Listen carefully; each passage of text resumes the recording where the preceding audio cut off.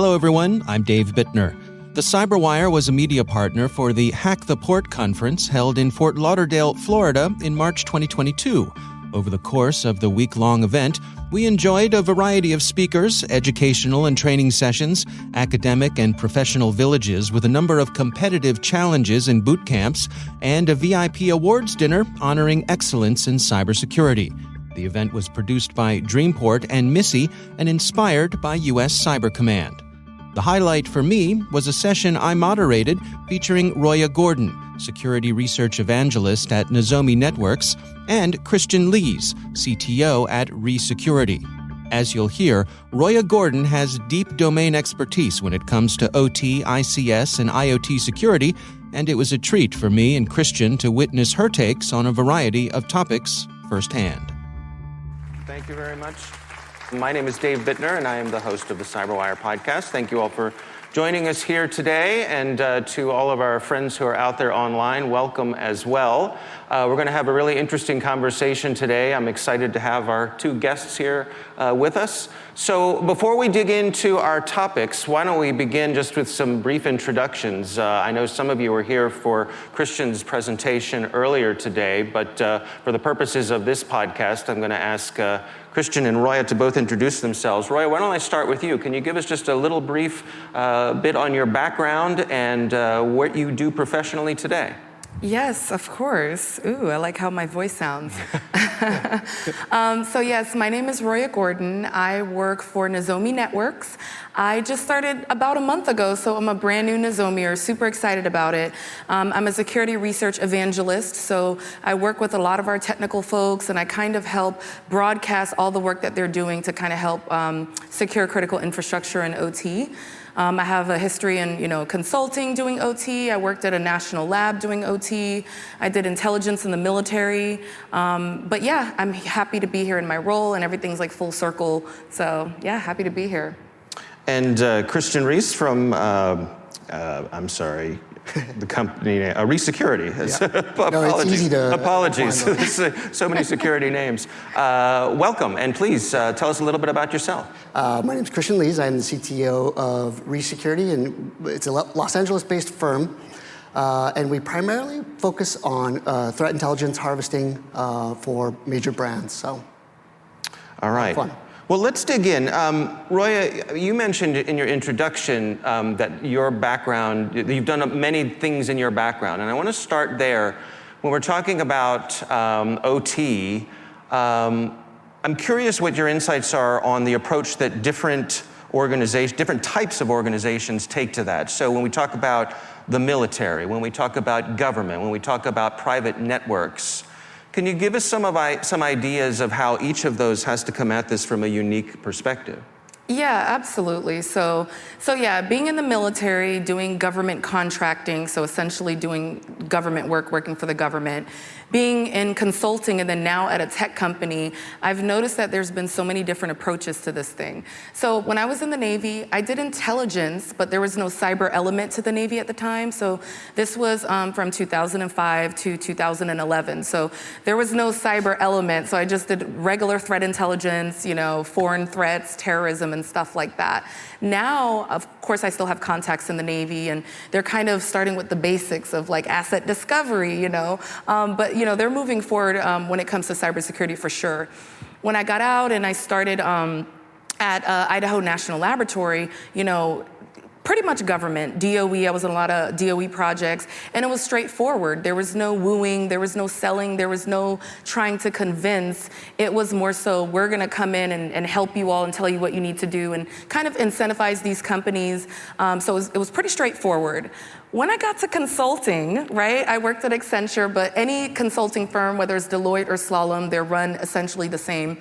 It was a lot about the relationship building. You have to get industry to trust you and, leveraging partners for sure, but it was all about the relationship with the CISO, with C-suite, enabling board members, helping them to understand to cut funding. So it was cyber, but then there was like the business aspect of it. Like you're undergoing an M&A and what are the implications from a cyber perspective? So that's how I kind of got out of my cyber bubble and I started looking at business and I began bridging that gap between technical and just kind of what the company is doing as a whole from a business standpoint.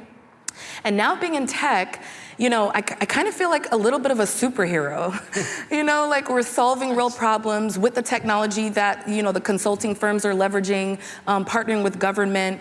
And it's like there is no security if there's no one developing the technology. So I don't know if that's your experience, but that's kind of been my very unique experience across all of these different organizations. Christian? Yeah. And just out of curiosity for the listeners, would you define OT for everyone? Because that's a lot of overtime. Yeah. That you've done. Yeah, operational technology. So, critical infrastructure, pipelines, oil and gas, they run on a separate network that's not the IT, where it's moving physical systems to open and close things. So that's what we refer to as operational technology, or OT for short. So not overtime. Not overtime. I'd just be curious, in your transition into, sounds like a lot of security, et cetera, right? Yeah. What are the friction points that you run into? I know I myself, as for example, like security theater, single pane of glass, not gas. Very difficult to overcome some of these, right? And internally talking about risk and the appetite for risk, or using the right words of risk. I'd just be curious if you run into that. Yeah, I guess some of the pain points I've had was, you think it's gonna be obvious that, hey, we need to invest in security, but there's a lot more convincing, right? So obviously we know the industry is like reactionary, so you have to have Ukraine power grids shutting off, or Colonial Pipeline happening for people to take it seriously. And even then, there's still kind of the extra convincing that, hey, you need this, or this is gonna happen. And I still see that being a struggle and a pain point. I mean, obviously, the industry is doing a better job of highlighting, through these conferences, but I see that, just companies, you just gotta do a little bit more convincing. You do, yeah, always absolutely. A pain point, yeah. And going to a C-suite that would gladly talk to you for 8 hours about, profit forecasting, and you got about 30 seconds to say, well, according to the CVE, you got a buffer, beep, you're done, right? Yeah. And you're a cost center. And a lot of times you manage up and convince them that it's the best idea they ever had. I think that's all they want. They want you to tell them what they should do. I used to go into meetings and it would kind of be like the chicken before the egg thing. Like, what are you looking for from a cyber perspective? And they're like, I don't know. Why don't you tell me? And, we're going back and forth. And then it's like, what? We're the experts. They're looking to us like we're the experts. We're just going to come in with solutions. And then it's a good starting point for them to provide their input. But it's never industry really driving it. They don't know what they need as far as security. The experts do. True, I agree. Yeah. To what degree do you find yourself serving as that translation layer for a board? In other words, it strikes me that they speak in terms of risk, which is different from the technical aspects that a lot of, certainly the IT people are used to. Yeah. Their discourse circles around that. So do you end up being the Rosetta Stone between those two worlds? So my title is an evangelist, but I'm like, if there was another title, it would be translator for sure. Mm-hmm. So so working, with technical teams, doing threat assessments, they're on the dark web, presenting that and then just bringing it in front of, a CISO that has to go to the board to justify why they need more funding when there's all these other things they're trying to invest funding in, it just doesn't translate. So I kind of take that and then I look at, this is what there's an acquisition going on. So maybe they don't want to hear about building a threat intel program. Let's do cybersecurity around this M&A. Let's figure out how secure that acquisition will be, assets that they're going to acquire, access vectors that they're not considering. So I kind of bridge that gap to kind of help them look at, apply cybersecurity to like the broader aspects of their business. And it is a translation. So when I go on LinkedIn and I see a lot of evangelist jobs pop up, my mom, she hates the fact that I'm an evangelist. Like she grew up in the church and she's just like, there's no way I'm going to call you an evangelist. Right. But it makes sense. There needs to be people to bridge that gap and to do this translation, I believe so, Yeah. And it's interesting that, in the modern day today, if a company is going under an M&A, right? Well, hold on. You know what you got to do. Right? Yeah. Former, Accenture, right? They conduct 60, 90-day, cyber study. Is anyone dwelling? Are there any threat actors within here? And I don't know. I don't think it was like that 5-10 10 years ago. Yeah, I don't think Maybe. anybody was thinking about cyber implications for M&A. Yeah, like, yeah, so but it's good, and that's kind of why I feel like a strategy is to not stay, everyone, we're in our cybersecurity bubble. Even conferences, you just kind of see the same people, and I'm like, no, I want to go out to where people aren't thinking about security. The conferences that are industry conferences, that's not a cybersecurity industry conference, and then be there talking to them and changing their minds about how they're applying cybersecurity. Getting back to the differences between military, government, and private sector, what are those differences to you? Is one more nimble than the other? Is one less resistant to does one need more convincing that they need to focus on this? Are there budgetary differences, the cadence of their budgets? How, operational differences? Can you contrast those between those types of organizations? Yeah, I can talk to it for a little bit because I haven't really been involved in budgeting in all of them, Sure. but obviously government, we know that they're just kind of slow to move. So budgeting can hold up some things. But I would say I see similar pain points in each, I see there, and I don't want to give away my talk on Thursday, but from a talent perspective, there just not being enough people.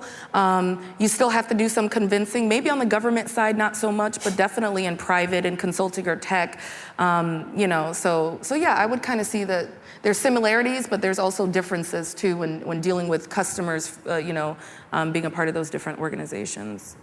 Can we dig some into things like research and demos in OT security? The place that plays when it comes to the folks doing OT. First of all, for folks who might not be familiar with that, can you give us a little bit of insight as to where that sits in the day-to-day operations of the folks who are keeping the OT side of the house running? Yep, absolutely. Just like, No, you had, okay. You're the OT master. I loved it. So I've been very involved in, a lot of demos, mostly in the resources space. That's the background I came from. And it ended up branching out into broader critical infrastructure. So it wasn't just oil and gas and utilities. It was like, hey, pharmaceutical manufacturing, auto industry, and things of that, medical devices and things of that nature. So when, talking about demos and research, I think it just kind of glues everything together. It's one thing to talk to a client about, hey, this is the bad that could happen, but then when you show them, I kind of feel like it's less convincing you have to do because they see it.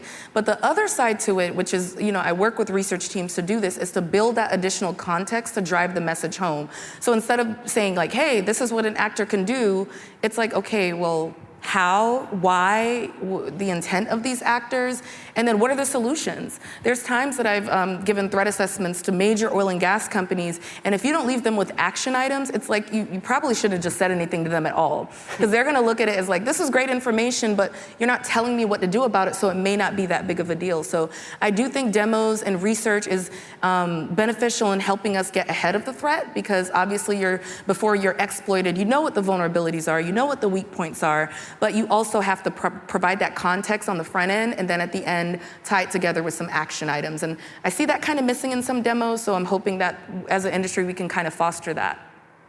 Is it a struggle sometimes to get budgeting for demos, for research, for those sorts of things? As people are just trying to keep things running on the OT side, and of course, no one ever has enough time or money.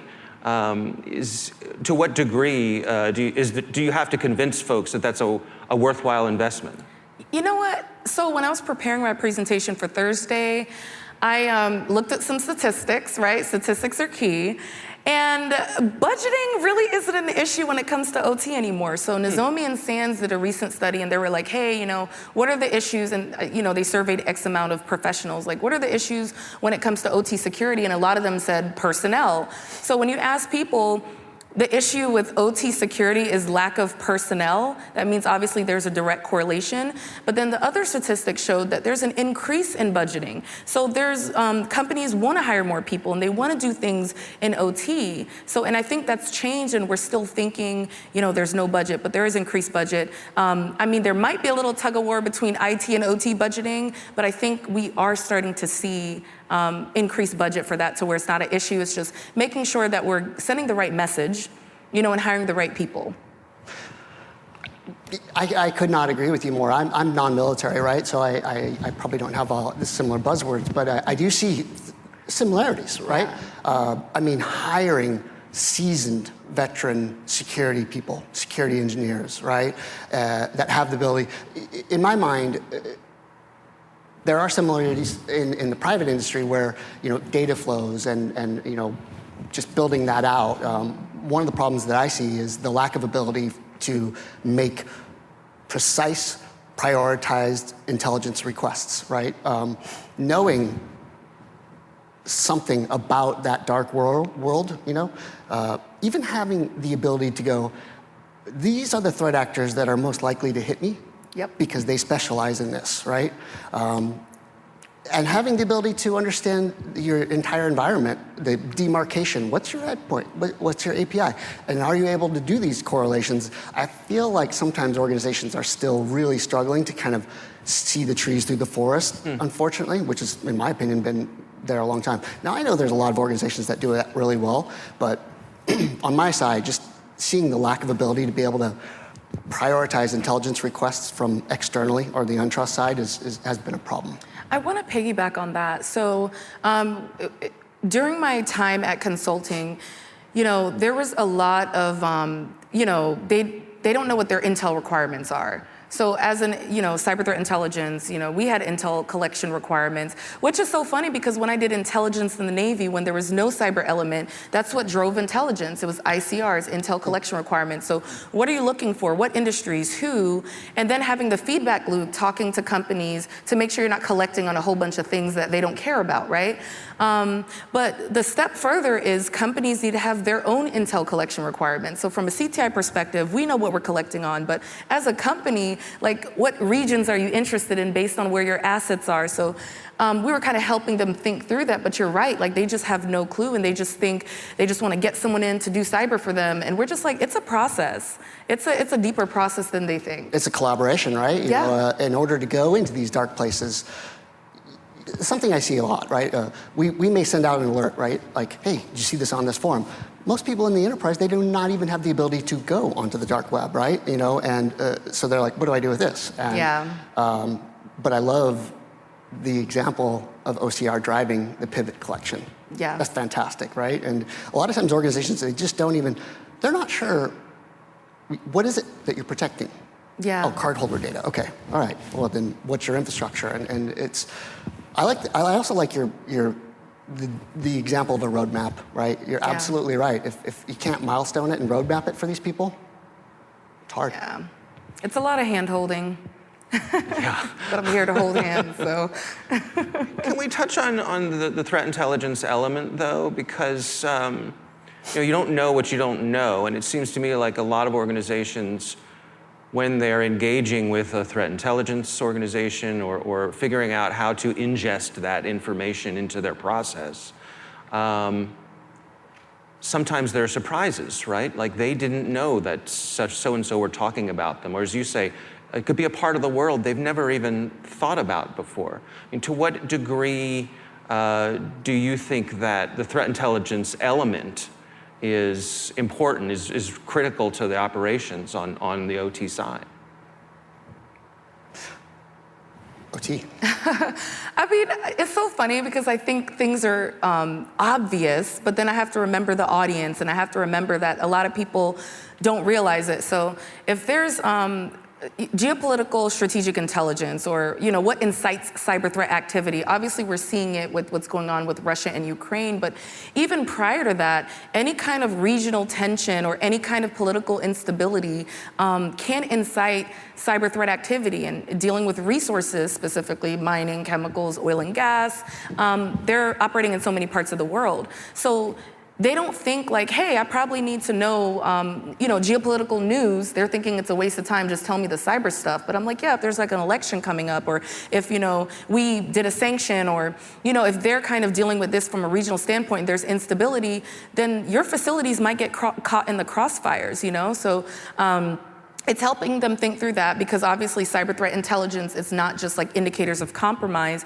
it's the whole context, it's what's going on the dark web. So so that's kind of been something that I've been trying to help them understand. Now, When it comes to attribution, I have mixed feelings because we know that threat actors, they steal other threat actors' tools. And you're thinking, oh, it's Russia, and it's not. And then a lot of nation states, they use threat groups that are independent. So you kind of don't know that, Russia, China, Iran, they're tied to that threat group. So there's a lot of, if you waste a lot of energy trying to figure out who, then you could miss, actually trying to secure your networks, and we'll figure out the who later, Attribution obviously is important because there could be different motives, whether it's cyber espionage, you'd want to know, okay, why is China behind this? But for the most part, you don't want to spend too much time, secure right away, and then kind of dig into the weeds of who is targeting you and why. I like that, yeah. I mean, my experience is many times when industries come in, they just want to fast forward to the ending credits, right? Like, roll the credits, we're good, done. And that's exactly right. First question, who? Who's doing it? Like, okay, everyone, back up, right? Like, let's start on page 1, chapter 1, right? Yeah. Let's get to know about your environment, right? Like, where, tell me about it, right? We need to know something about it, right? Why would I be sending you alerts if you're a pure Linux shop about RDP, and why would I correlate any of these threat actors that pivot off of that? I like that approach, is learning something about your environment, right? Like, let's start with what your risk, what are your exposures, what's the most likely methodology, what is it you're protecting? Yeah. And from that, you build upon pivoting in your collections or what's most likely. Yeah. Attribution is just hard.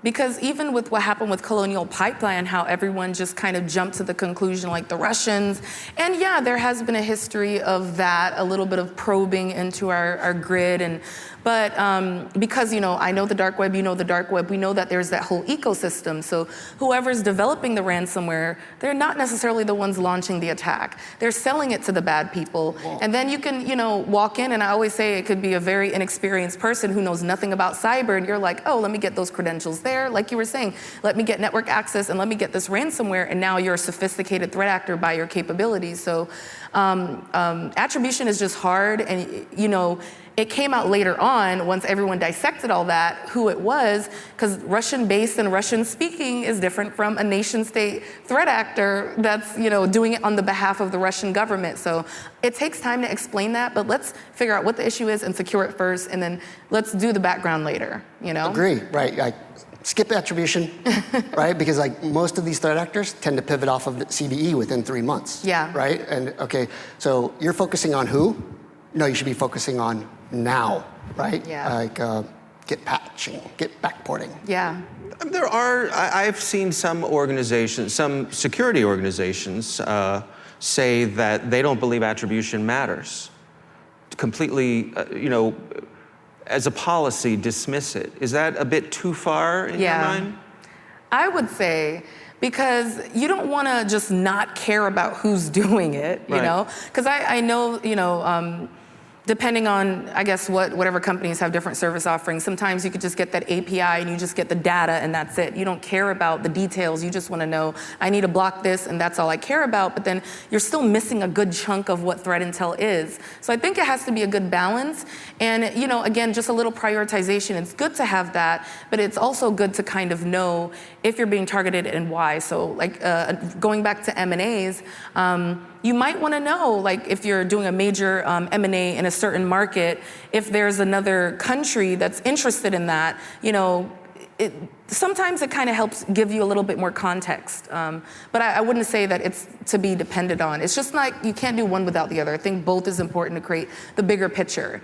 Yeah. I agree, yeah. I mean, attribution helps paint a better story. Yeah. And further pushes the cause, right? Might be the convincing factor that sometimes they're like, whoa, we gotta fix this, right? I would just say, if we could replace the word who as our first step with if, and build, and who could come potentially later, I don't know. Yeah, I mean, it's someone bad.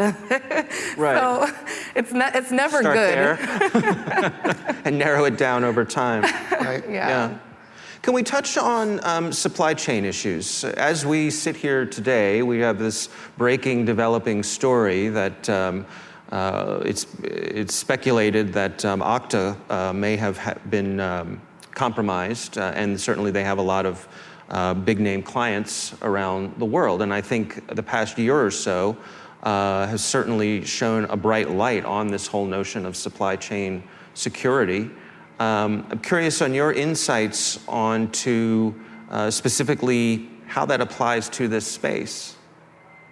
Yeah, absolutely. So I think it's what's really being targeted is that trusted relationship, because you know that if there's like an update or if there's this technology from your vendor, you're automatically going to trust it. You think that they're doing due diligence in making sure it's secure, but no one's ever asked that. And I think it's a big problem, and obviously we've seen it within the past year, and how it can, kind of affect organizations.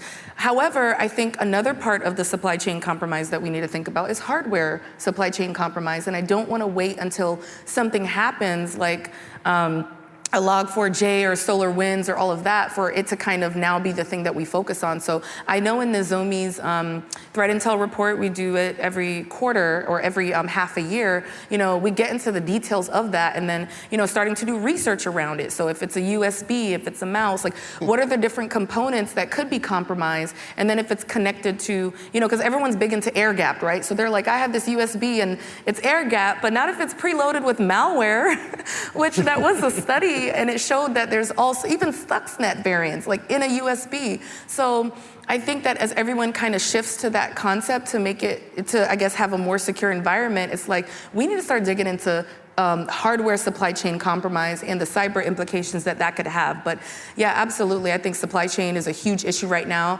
And I'm actually happy that it's the focus. I know a couple years ago, before all of this happened, we discovered on the dark web that there was a small third-party supplier whose network access was for sale, and then we saw that it was sold. So that small supplier obviously wasn't the main target. It's threat actors are going to target like the smaller companies that are less secure, so they can get to their main target. So we're able to notify a global oil and gas company of this, and they were able to take action and all of that. But again, supply chain is being highly targeted, so I'm happy that there's a lot of focus around it now. Yeah. Agree, and I mean, history always tends to repeat itself, right? Like way back when, getting your time back, time machine, and we saw the compromise of a HVAC lead to Target, and but I guess one thing, and again, allegedly, this incident we've learned of today, I find interest in the fact that it's, if it is the Lapis Group, like, again, this is an organization that's moved out of the traditional forum, and they announce it via Telegram, right? And a very evasive and targeting infrastructure. I don't know if you noticed this, but there's a lot of threat actors that are like, you don't hear from them for a little bit, they're laying low, and then all of a sudden there's a new group that pops back up, and I'm like, I think they just did a name change. Like, they're not fooling anybody. Rebranding? Yeah. Right. Under new management. Right. Yeah, so we think that there's all of these, groups, and I do think that there are, but then we have to think a lot of times they're just popping up and changing their name and making it seem like they're different when they're not. So that would require attribution, though. Yeah.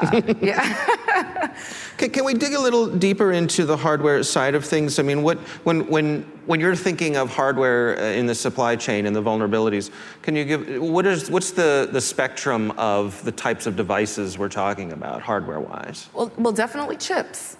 So something like that. Like if I purchase a keyboard, I'm trusting the keyboard, right? And then whoever's putting it together, they have like so many different vendors, different people making all the different pieces. So within whoever's building the keyboard, no one's checking to see like, is this chip legit? And is it compromised? So it's like a long line of no one double checking. And then when it gets to like an oil and gas company, then all of a sudden they're the ones hit really, really hard by it. So, we're talking about the different components that make up the hardware. And it comes from so many different places all over the world. Where do they come from? No one keeps track of it. And there is something called, the SBOM, the software bill of materials. But then there's even like inconsistencies with that. It's a good start to know where the mini devices in this device are. But again, I think it's going to take some time for us to really get a good strategy around understanding the hardware supply chain. Right, yeah. What's the guarantee of this Huawei ARM chipset and built-in some other country. And Yeah. Agree. To what degree are you finding organizations are having a struggle or just pondering how far down the chain to go? Because I have suppliers, they have suppliers, they have suppliers. You say you can get down to the component level, but there's a lot of layers there. Yeah. And so who do you trust? How do you verify? What is that chain of custody of complex devices? Valid question. I don't know. I mean, I'm not going to say I know, but I have something to say in regards to what you just said. So I think it makes sense for everybody to have like some kind of third-party agreement that includes security, right? So there are times on the dark web we've seen companies that have satellites and geospatial data from all these different companies, and then they get breached and their data is uploaded on the name and shame sites. And it's just like, wait a minute, that's one of our clients. They're not breached, but their data is compromised through a third-party breach. However, the third-party company isn't going to notify all of their customers or all of their clients. So that could be a start to kind of say, hey, maybe there needs to be an agreement in place. So if you're the victim of a ransomware attack, you have to tell me because you have my data and my sensitive information. And then from there, I just think if everyone just kind of does that down the chain, then that could hopefully help foster a more secure supply chain. But that's, a laborious thing to do. I'm sure we can figure out how to automate that in the future. But I just think that companies, larger organizations need to protect themselves and their data, not just what's housed on their servers or even cloud service providers, but all of those third parties that have sensitive data. And the stuff that was leaked, it was like geophysical stuff and drilling like areas and coordinates and stuff. Like you don't want this getting in the hands of, the wrong people.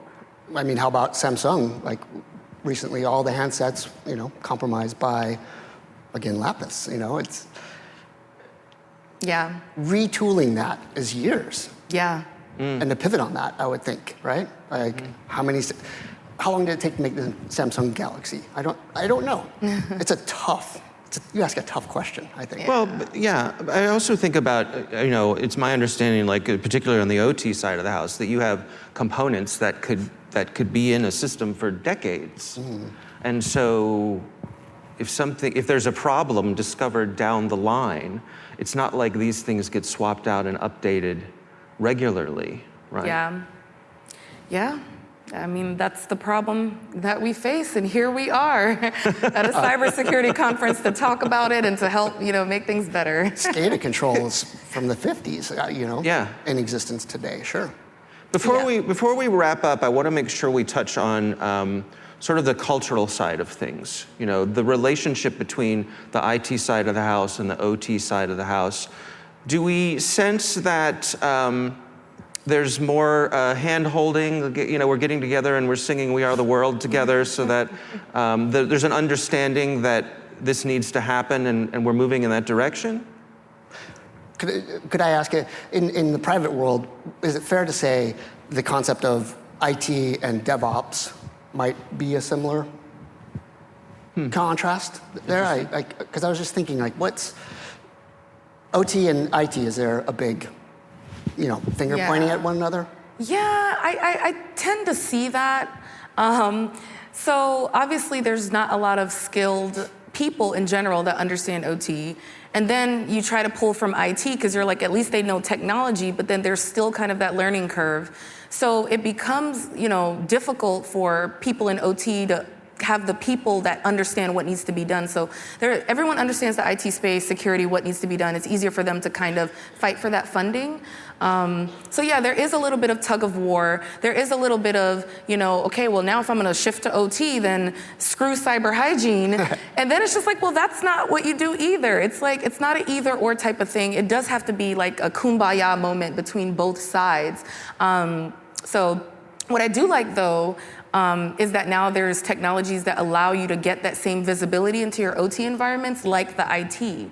So shameless plug here, that's what Nozomi Networks does. Well done.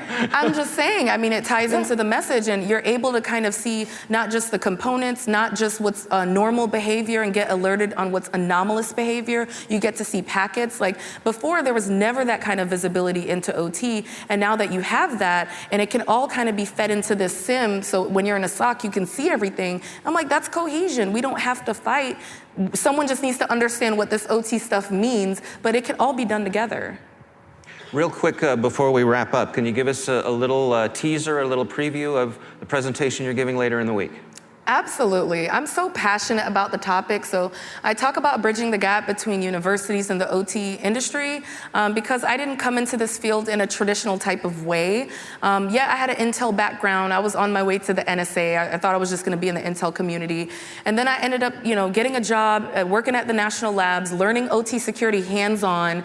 And now I've just kind of been head first, feet first, wherever, into this field. And it's been amazing. So I like to talk about my journey and how to kind of help people like me that want to get into this field, and there's really no avenue for it, So it's on Thursday at 2:30 p.m.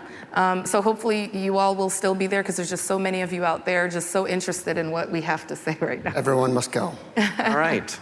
All right. Well, Roya Gordon from Nozomi Networks, thank you so much for joining us. And of course, Christian Lees from Resecurity. Thank you for being on our panel today. Thanks to all of you for being here. Yeah. Appreciate it. Thank you. That was awesome. Our thanks to DreamPort and MISI for including the CyberWire in the Maritime and Control Systems Cybersecurity Con, Hack the Port 22. You can learn more about the event at hacktheport.tech. Thanks to senior producer Jennifer Iben for coordinating the session. Our executive editor is Peter Kilpie. I'm Dave Bittner. Thanks for listening.